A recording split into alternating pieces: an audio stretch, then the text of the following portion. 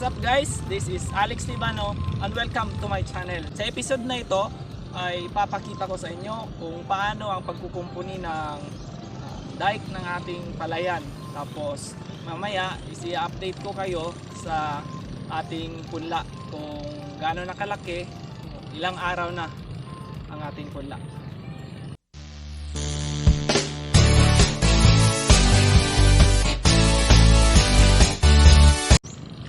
Sa mga bago pa lang sa aking channel, pindutin nyo ang subscribe button at bell upang maging updated kayo sa lahat ng aking mga videos.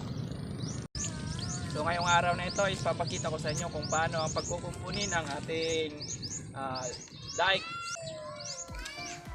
Aayusin natin ito para yung tubig is mapundo dito sa itaas na bahagi ng ating palayan. So ipapakita ko sa inyo ngayon kung paano. Isin muna natin para yung damo hindi matagal tumubo.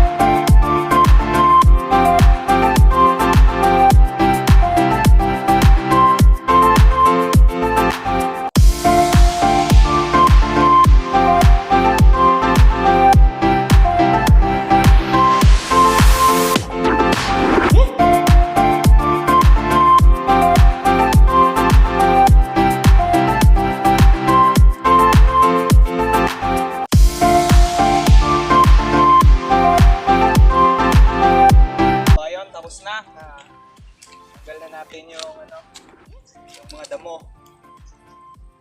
Susunod naman ito is lalagyan natin ito ng lupa. Sa lahat ng mga gawain natin sa ating mga pang-araw-araw na buhay, dapat yung mga gawain natin is maging maayos sapagkat ito ay sumasalamin sa ating buhay. Kumbaga, ito kung ano ating gawa, siya rin yung ating magiging reflect sa ating buhay. So ngayon is lalagyan na natin ng lupa.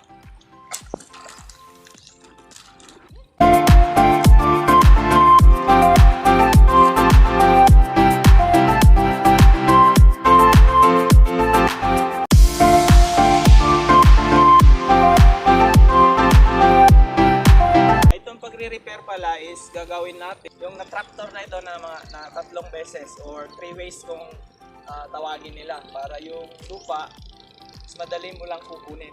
So ganito lang.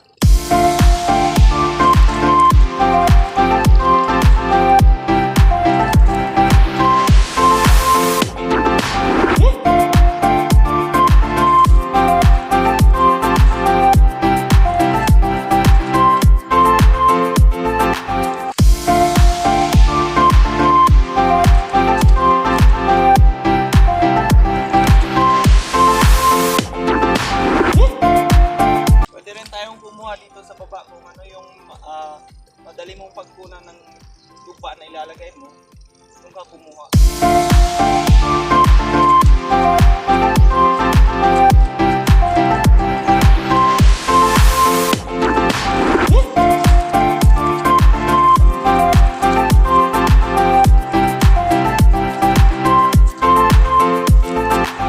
So ididiin natin ng maigi para yung butas is patabunan.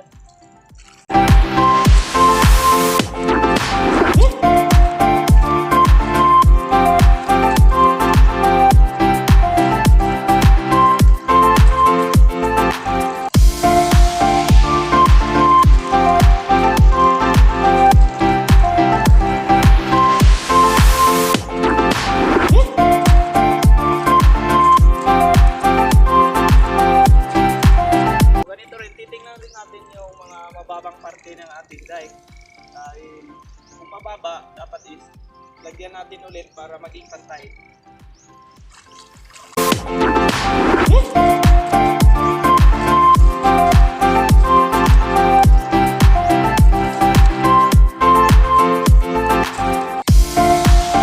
Meron namang ibang magsasaka na ginagamit nila is yung ito yung gagamitin nila para kunin yung lupa at ilagay sa dike. Parang ganito.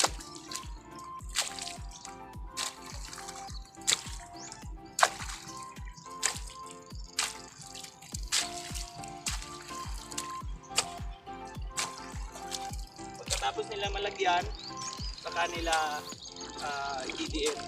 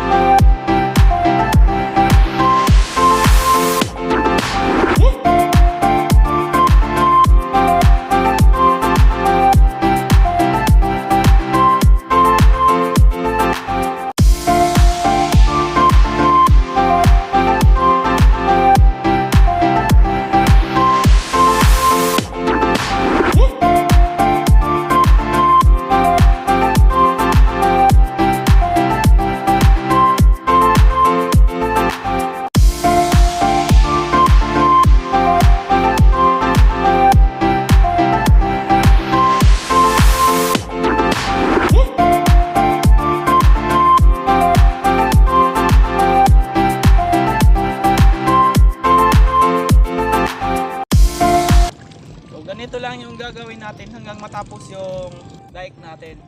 So depende na kung gaano ka kabilis o gaano kalaki yung bukid mo, gano'n naman ka tagal mo matapos.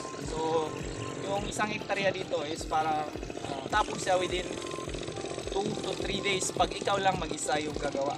Pero kadalasan yung iba dito, kukuha sila ng ibang tao sa kanila binabayaran para gawin yung ayos ng dike.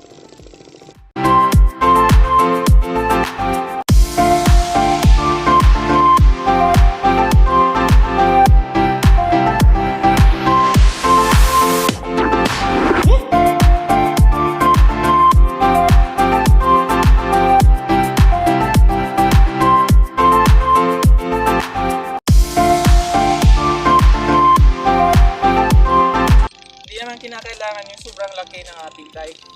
Yung katamtaman lang yung laki. Yung tamang-tama lang na makapagpigil ng tubig para yung tanim natin, yung palay natin is hindi wala ng tubig.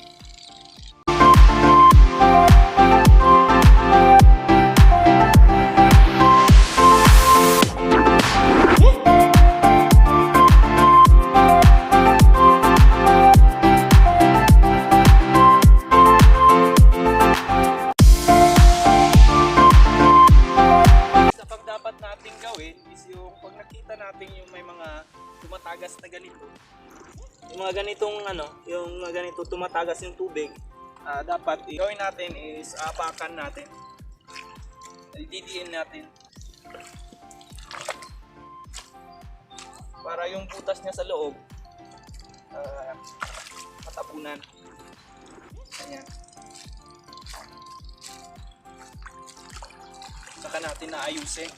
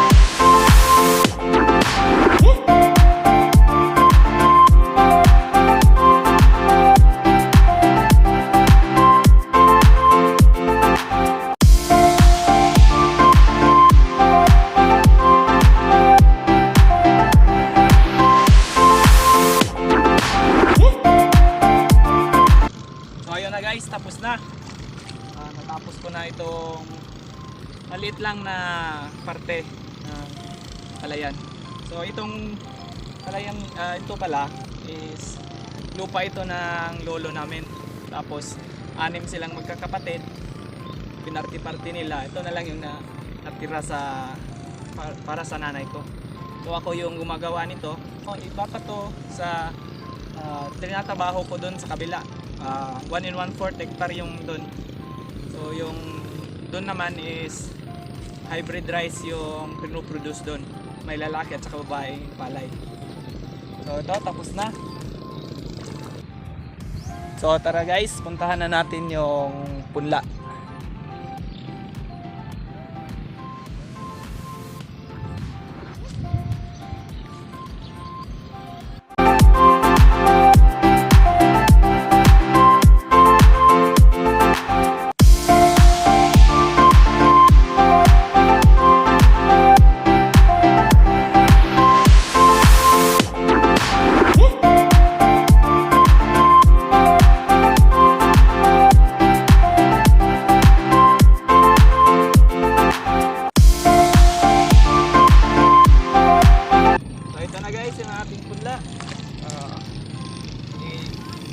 Pinunla namin ito noong January 9. Ngayon ay ang ika-12 araw niya. Kung makikita nyo, medyo mataas na siya. So ito is bubunutin ito pagdating niya ng ika-18 araw. Dito sa amin ang punla is 18 araw hanggang 20 araw. Saka siya bubunutin, saka ita-transplant. Nagtatapos ang aking vlog sa episode na ito. Please do like, subscribe at comment kung ano ang inyong mga suggestion o ano yung napuna sa aking video. So abangan nyo sa susunod kong videos ay yung pagbubunot ng punla at saka pagtatanim ng palay.